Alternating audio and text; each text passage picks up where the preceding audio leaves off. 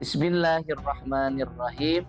Assalamualaikum warahmatullahi wabarakatuh. Para mahasiswa yang dirahmati oleh Allah, semoga berada dalam kondisi sehat walafiat dan senantiasa ada dalam naungan hidayah serta pelindungan Allah Subhanahu wa taala. Amin ya Allah ya rabbal alamin. Bertemu kembali dengan saya Usuf Romli pada video pembelajaran mata kuliah Pendidikan Agama Islam Universitas Pendidikan Indonesia. Pada video kali ini, kita akan membahas topik yang sangat penting, yakni akhlak aspek moral dalam Islam.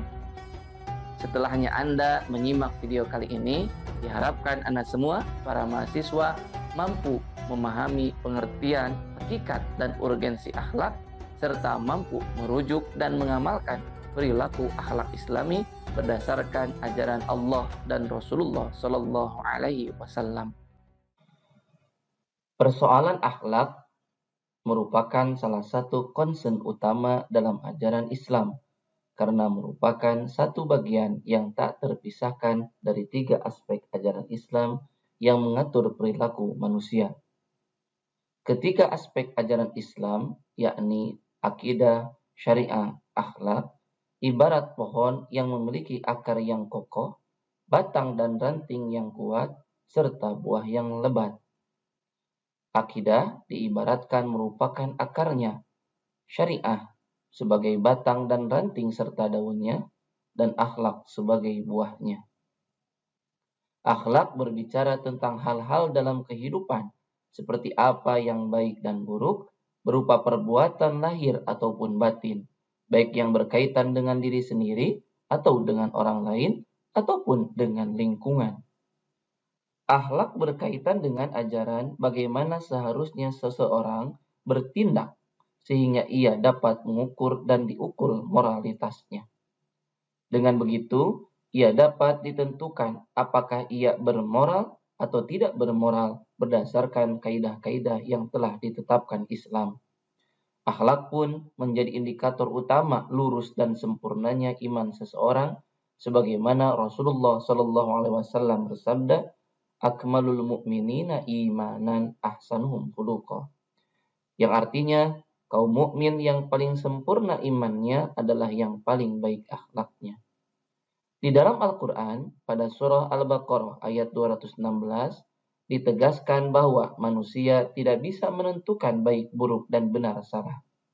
Allah Subhanahu wa taala berfirman, wa asa an takrahu syai'aw wa huwa khairul lakum wa asa an tuhibbu syai'aw wa huwa syarrul lakum wallahu ya'lamu wa antum la ta'lamun.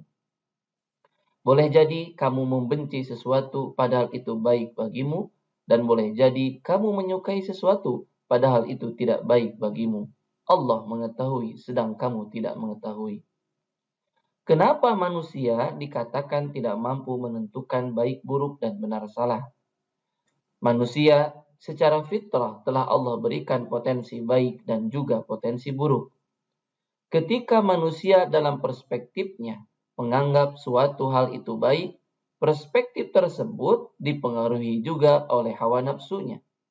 Sehingga perbuatan yang dianggap baik itu sifatnya relatif karena belum tentu sesuai dengan pendapat orang lain di tempat dan waktu yang berbeda, apalagi sesuai dengan ketentuan Allah Subhanahu wa taala.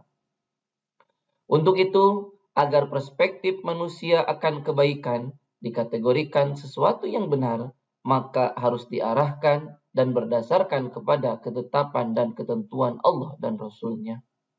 Namun perlu dipahami, sesungguhnya karena kita berasalkan pada zat yang maha baik, sudah semestinya bahkan menjadi sifat asal kita untuk senantiasa melakukan kebaikan dalam kehidupan kita.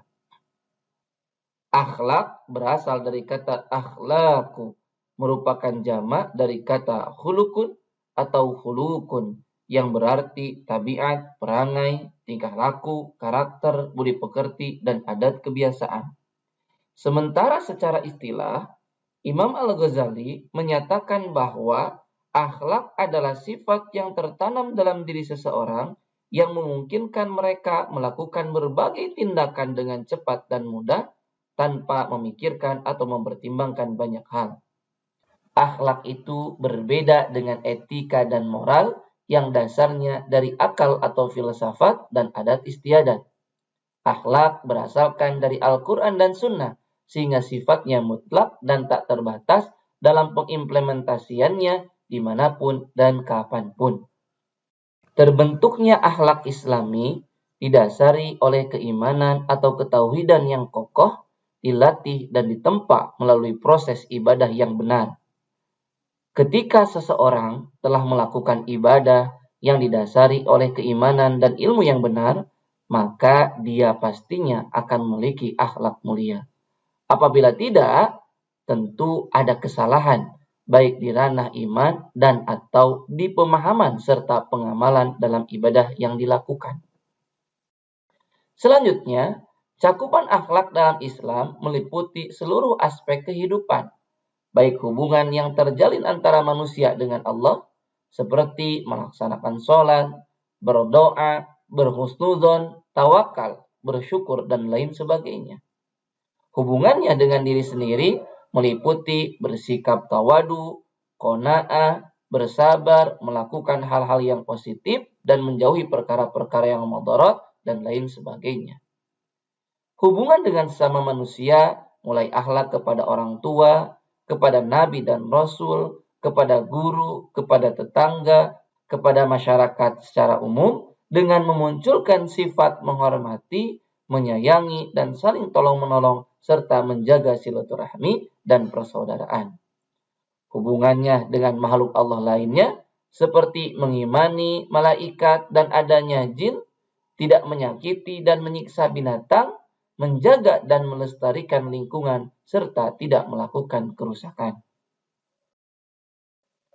Ketika kita melakukan kebaikan yang merupakan akhlak Islami kepada seluruh makhluk Allah, maka sebenarnya pada saat yang sama kita pun sedang berakhlak kepada Allah Subhanahu wa Ta'ala karena tengah menjalankan perintah darinya.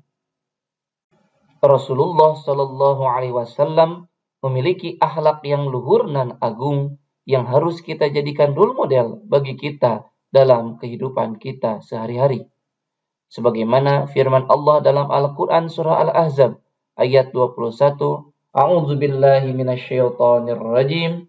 Laqad kana lakum fi Rasulillahi uswatun hasanah liman kana yarjullaha wal yawmal akhir wa dzakarallaha katsira.